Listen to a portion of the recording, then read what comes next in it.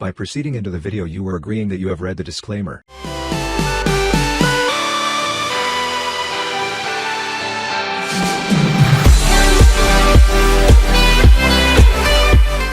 तो hello and welcome students, आज हम लोग पढ़ने वाले हैं क्लास 9th हिंदी संचयन बुक का चैप्टर नंबर 3 कुल्लू कुमार की अन्नकूट। तो काफ़ी इंटरेस्टिंग चैप्टर है। इसकी शुरुआत होती है हमारे लेखक से। जो लेखक हैं अपनी त्रिपुरा यात्रा के बारे में इस पूरे चैप्टर के अंदर वर्णन करने वाले हैं। उन्होंने त्रिपुरा के व्यक्तियों के बारे में बताया है, धर्मों के बारे में बताया है और जो दर्शनीय स्थल हैं उन सब के बारे में बहुत ही डिटेल के अंदर हमें समझाने की कोशिश करी है। इस पार्ट के अंदर हमें छोटे से राज्य त्रिपुरा के बारे में कई जानकारियाँ दी गई हैं। लेखक सूर्योदय के समय उठते हैं, अरे वाह सुबह हो गई, चाय और अखबार लेकर सुबह का आनंद ले रहे होते हैं। अरे कितनी अच्छी चाय है, ऐसा बोलते हैं लेखक। एक दिन लेखक की नींद बिजलियां चमकने और बादल के गरजने की वजह से खुल गई थी।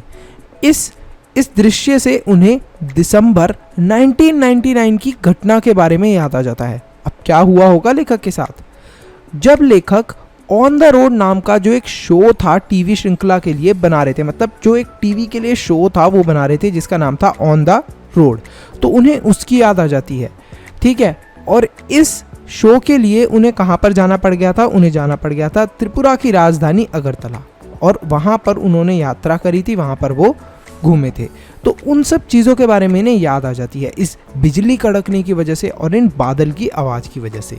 श्रृंखला का जो मुख्य उद्देश्य था, मतलब जो मेन पर्पस था इस टीवी शो को बनाने का, वो ये था कि त्रिपुरा का जो राष्ट्रीय मार्ग 44 था वहाँ से यात्रा करना, और दूसरा जो था वो राज्य के विकास के संबंधित जो भी गतिविधियाँ थी उनके बारे में लोगों को जानकारी देना। तो ये उनके मेन पर्पस था टीवी शो का।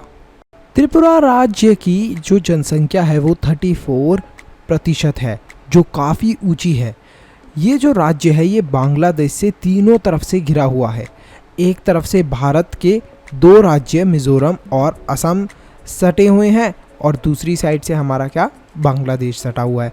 तो यहाँ पर सोनपुरा, बेलोनिया, सबरूम, ये सारी जगहें जो हैं ये बहुत महत्वपूर्ण शहर हैं त्रिपुरा के, जो कि बांग्लादेश के काफ़ी करीब हैं। अब अगरतला जो कि त्रिपुरा की राजधानी है वो भी सीमा चौकी से लगभग 2 किलोमीटर दूर है। बांग्लादेश, आसाम, पश्चिम बंगाल के क्षेत्र के लोगों ने यहाँ पर आकर यहाँ की जनसंख्या को असंतुलित कर दिया है, मतलब कि जो एक बैलेंस क्रिएट हो रखा था ना यहाँ की पॉपुलेशन का, उसे डिसबैलेंस कर दिया है। जो त्रिपुरा में आदिवासी लोग रहा करते हैं उन लोगों को इस चीज़ की वजह से काफ़ी ज़्यादा असंतोष है, मतलब कि वो अनसेटिस्फाइड है, उन्हें अच्छा नहीं लग रहा कि इतने ज़्यादा लोग आ गए हैं, यहाँ पर बहुत ज़्यादा भीड़ हो गई है। पहले 3 दिनों में लेखक ने अगरतला और उसके नज़दीक स्थित जगहों की शूटिंग कर ली। उज्जैन महल अगरतला का एक मुख्य महल है जिसमें अब वहाँ की राज्य विधानसभा बैठती है।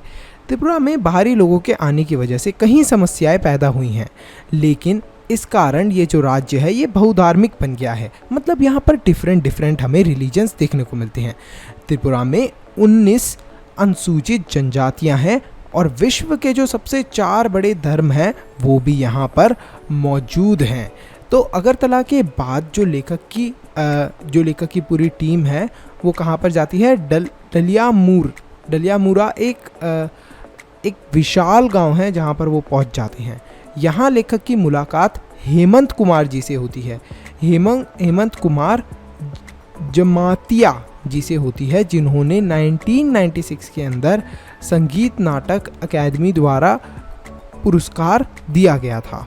ये कोकबरक बोली में गाते हैं, जो त्रिपुरा की कबीले के अंदर जो कबीले वाली जगह हैं वहाँ पर जो बोली बोली जाती है ये वो है। हेमंत ने हथियारबंद संघर्ष का रास्ता छोड़कर चुनाव लड़ा और इसके साथ साथ वो चुनाव के अंदर परिषद के सदस्य बन गए थे। जिला परिषद से लेखक के शूटिंग यूनिट के लिए एक भोज का आयोजन भी किया गया, मतलब उनके खाने पीने का भी अच्छे से इंतज़ाम करा गया, जिसमें उन्हें सीधा सादा खाना परोसा गया। खाना खाने के बाद लेखक और उनकी टीम हेमंत से रिक्वेस्ट करते हैं कि प्लीज़ हमें गाना सुनाइए। बहुत ज़्यादा उनके अनुरोध करने के बाद, रिक्वेस्ट करने के बाद हेमंत ने गाना सुनाया, जो कि बहती शक्तिशाली नदियों ताजगी भरी हवाओं और शांति का एक गीत था। बॉलीवुड के सबसे मौलिक जो संगीतकार हुआ करते थे उनका नाम था वर्मा जी, वो भी त्रिपुरा से ही थे। ढलियामुरा शहर के वार्ड नंबर 3 में लेखक की मुलाकात एक और गायक से होती है जिनका नाम था मंजू ऋषिदास। जो ऋषिदास थी वो मोचियों के एक समुदाय का नाम है जो जूते बनाने के अलावा तबला और ढोल जैसे अलग अलग इंस्ट्रूमेंट बनाने के लिए भी मशहूर हैं। ऋषिदास रेडियो कलाकार होने के अतिरिक्त नगर पंचायत में अपने वार्ड का प्रतिनिधित्व भी करती थी। उन्होंने लेखक को 2 गीत सुनाए जिसकी लेखक ने शूटिंग भी करी। डलियामुरा के बाद त्रिपुरा के जो हिंसाग्रस्त इलाके हैं वहाँ की यात्रा शुरू हुई। लेखक वहाँ से CRPF की जो हथियारबंद गाड़ी थी उसमें उन्होंने चलना शुरू करा। वो मन्नू कस्बे की ओर चल पड़े। मन्नू कस्बा मन्नू नदी के किनारे स्थित है। शाम के समय वे लोग मन्नू कस्बे पहुँचे। वे लोग उत्तरी त्रिपुरा जिले में पहुंच चुके थे। वहाँ लोकप्रिय घरेलू जो गतिविधियाँ थी उनमें से एक थी जो अगरबत्ती होती ना हमारी, आपने देखा होगा जिसे हम लोग इंग्लिश में बोलते हैं इंसेंस स्टिक।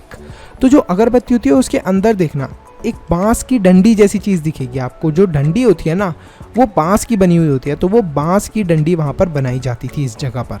और इस बांस की डंडी को तैयार करने के बाद कहाँ पर भेज दिया जाता था? इसे भेज दिया जाता था कर्नाटक और गुजरात के अंदर, जहाँ पर फिर इसे पूरा अगरबत्ती के अंदर बनाया जाता था। जो हमारा उत्तरी त्रिपुरा है उसका जो जिला मुख्यालय है कैलाश शहर, वो बांग्लादेश की सीमा से काफ़ी करीब है। यहाँ के जो जिला अधिकारी हैं उन्होंने लेखक को ट्रू पोटैटो सीड्स के बारे में बताया जो मात्र 100 ग्राम में ही 1 हेक्टर की बुआई कर देते हैं।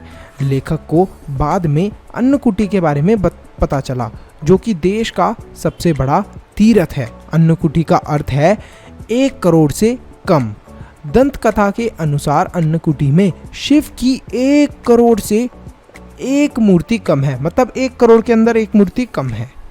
विद्वानों के अनुसार ये जो जगह है ये 10 वर्ग किलोमीटर के अंदर फैली हुई है। पहाड़ों के अंदर से काटकर मूर्तियों का निर्माण किया गया है। एक विशाल चट्टान पर गंगा अवतरण की कथा भी चित्रित की गई है, मतलब उसके बारे में भी बताया गया है। इन आधार मूर्तियों का निर्माता कौन है ये नहीं पता चला है। जो यहाँ के आदिवासी हैं उनके अनुसार इन मूर्तियों का निर्माता कल्लू कुमार है। अरे कल्लू कुमार कौन था जो इतनी सारी मूर्तियां बना डाली उसने? तो जो कल्लू पर्वत का कल्लू जो था वो शिव पार्वती का एक बहुत बड़ा भक्त था और शिव पार्वती के साथ कैलाश जाने की जिद करने लगा। बोलता भगवान मैं तो तुम्हारे साथ चलूंगा। पार्वती के जोर देने पर शिव जी को भी उनकी बात सुननी पड़ी। उन्होंने कहा कल्लू कुमार ठीक है मैं तुम्हें अपने साथ ले तो जाऊंगा, लेकिन एक शर्त है। शर्त ये है कि तुम्हें बहुत सारी मूर्तियां बनानी पड़ेंगी, 1 कोटि मूर्तियां बनानी पड़ेंगी, जिनका मतलब होता है 1 करोड़।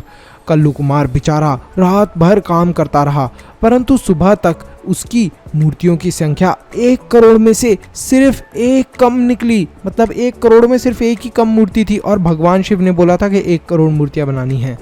इस बात का बहाना बनाते हुए शिव जी ने कल्लू कुमार को कहा मैंने तो तुम्हें कहा था कि 1 करोड़ मूर्तियां बनाना, अब तुम नहीं बना पाए। और इसी तरीके से उन्होंने पीछा छुड़ा लिया और कैलाश चले गए। इस जगह की शूटिंग करते हुए लेखक को 4 बज गए थे। उन्नाकोटी में अंधेरा भी छा गया था और बादल गरज रहे थे। इन बादलों की जो गरजाहट थी, मतलब जो आवाज़ आ रही थी इनके गरजने की, बरसने की, आज वही आवाज़ बादलों से दोबारा सुनकर लेखक को उस दिन की याद आ गई। तो यहीं पर हमारा ये जो चैप्टर है ख़त्म होता है। इस चैप्टर को हमने बहुत ही शॉर्ट के अंदर समरी देखी है।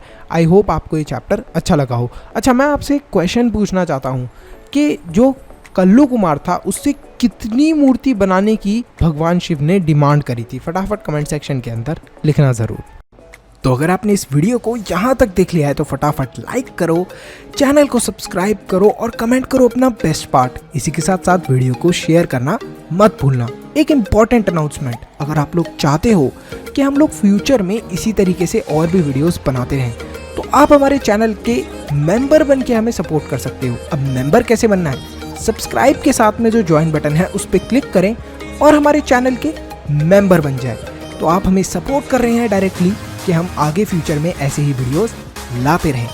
तो thank you so much for watching this video. Stay happy, stay healthy, मनुष्य ज्ञान लेते रहो। Bye bye till then, see you in the next video.